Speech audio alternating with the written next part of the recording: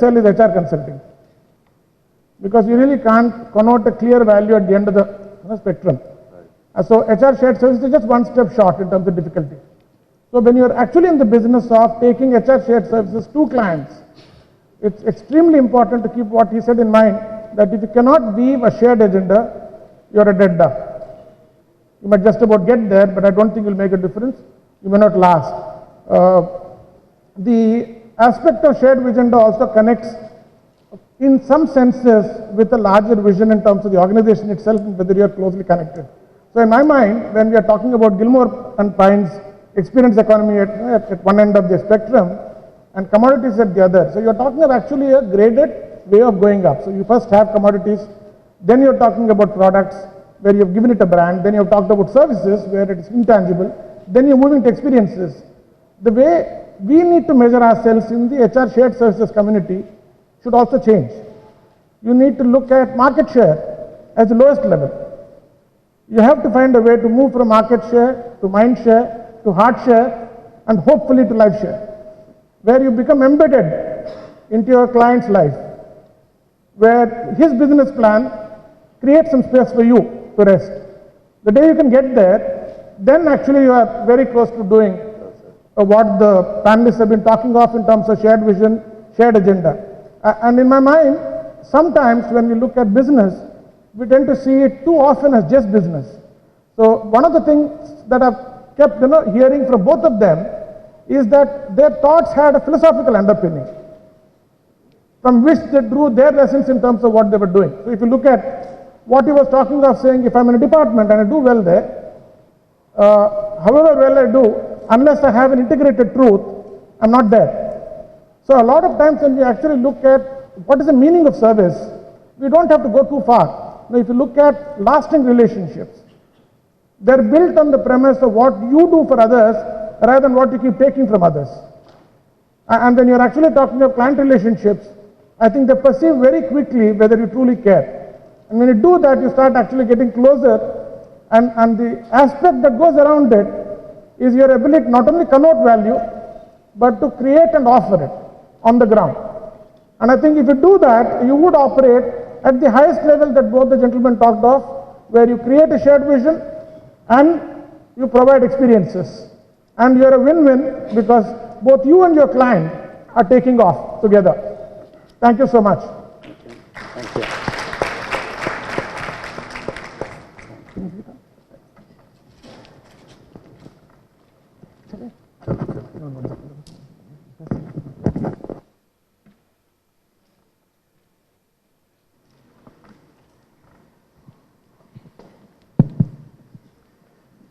Friends, I'll request you to kindly join your hands to thank the moderator and the panelists, please.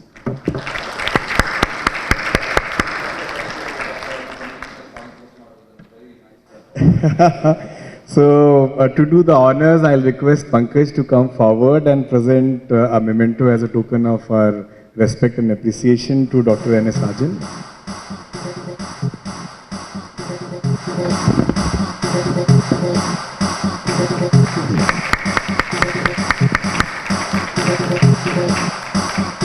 Sandeep.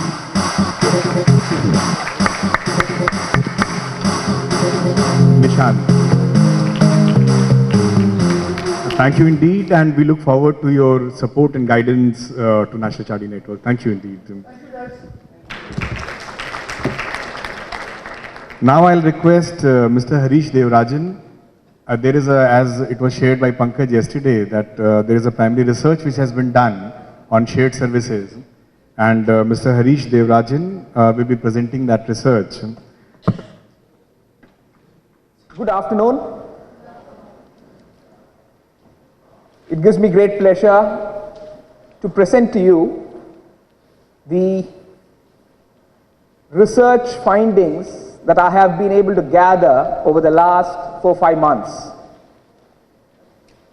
What I have attempted to do in the last 4 or 5 months is to actually travel to different companies across the country to get a sense of what is it that is happening in the world of HR shared services. And the reason I embarked on this is I myself got 10 years ago, got into the shared services world.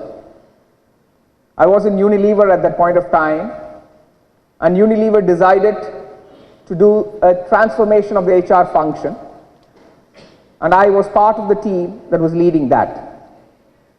And thanks to that rich experience, I have been called upon to share that experience with others in forums like this. A few months back, when we were trying to design this particular summit, I had a feeling that I was getting a little tired of sharing the same stories. And therefore I made a request. Rather than share my experience, which is a little dated at this point in time, may I take the opportunity to go around and figure out what's the state of shared services in India. And NHRDN was very gracious in sort of accepting that proposal and gave me a freewheeling trip around companies to study what shared services has come to. And Pankaj, the summit director, gave me the opportunity to present the initial findings here. In my view, this is not complete, it's far from complete. But what we have now is a good sensing of what's happening and what is to come. And quite a number of people have been supporting me through this journey. And thank you very much, Jyoti, Kamakshi, Nalin, and Priyavansh. The purpose of the study was really to track and learn from other people's journeys. And this is something that all of us, when we begin to get into shared service, feel. Shared services is not as old as business, is not as old as HR. It's a new kid on the block. And therefore, it's even more important to learn from each other so that we make quick progress. It was also to stand away from the action and see and pick up tips. Because when you're in the thick of things, you don't necessarily see it in the whole full manner. But when you stand aside and look at it, you're able to make some more meaningful sense, and that's what I was attempting to do. It was also to help people leapfrog and buck the trend, because all of us, through our journeys, have made mistakes. We will continue to make mistakes. But if we can learn from the mistakes of others, we could probably buck the trend on those specific aspects. And more importantly, to be able to sort of offer some meaningful advice when people come across and ask, what should I be doing in this area? The broad approach that I took, I was keen to understand what was the business case for this organization to get into shared services. And that was important for me to understand. And the second thing I tried to figure out is what portfolio of HR services are these companies covering, and how has the experience been? What's worked, what's not worked, and what are they doing about it? Across 3 cities, Bombay, Delhi, Bangalore, looked at all models, insourced, hybrid, and outsourced. These were the 8 organizations that I personally visited, apart from a whole host of secondary readings and case studies that companies have already presented or were willing to share. But these 8 companies I visited, spent a day long with each one of them to get a sense of what's happening there. But at this point in time, clearly I'm left with the feeling, dil mange more.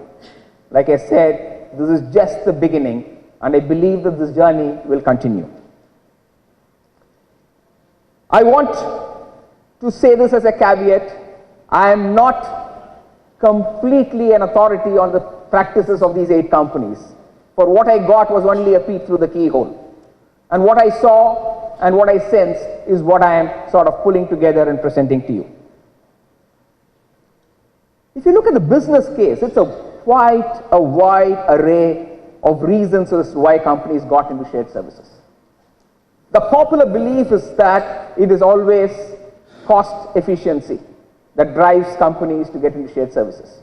Cost is most certainly an element, but that's not the only one. And as you can see, it's quite a good mixture. It's about creating time for HR to focus on priority areas. It's about creating one company experience for employees across different divisions and locations. It's also about simplifying the whole processes of HR. And sometimes it's about preparing HR for the growing and emerging business future. Fundamental things like reliable service, data quality sometimes also become the business case because they indeed frustrate leaders. And common across companies which get into this, even after they get into it, the ability to improve quality of data continues to sort of bog them down. And that's, in some cases, the very reason as to why they actually want to get into shared services.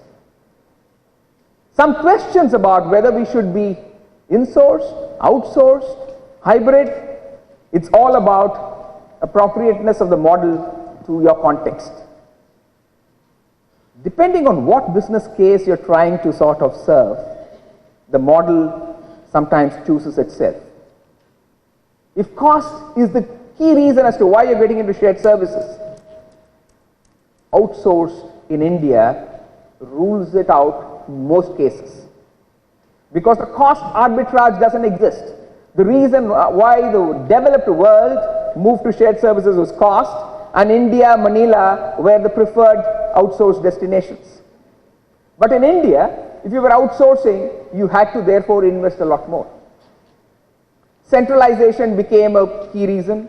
Focus on in terms of getting some of the fundamental issues right, cutting down numbers, these were the kind of drivers. If it is about creating a common experience, technology became a key solution for that. The let go mindset, if it is not there, you don't look at outsourced. You want to keep the shared services under your nose. And that's a big challenge as well. And also, the balance between high tech and high touch also decides as to whether it's going to be manual or technology driven, and whether it's therefore going to be outsourced or insourced.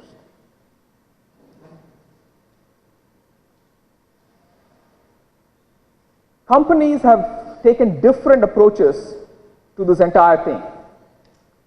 The Unilever approach has been the Big Bang one, where they decided that all HR transactions would go into shared services at one go.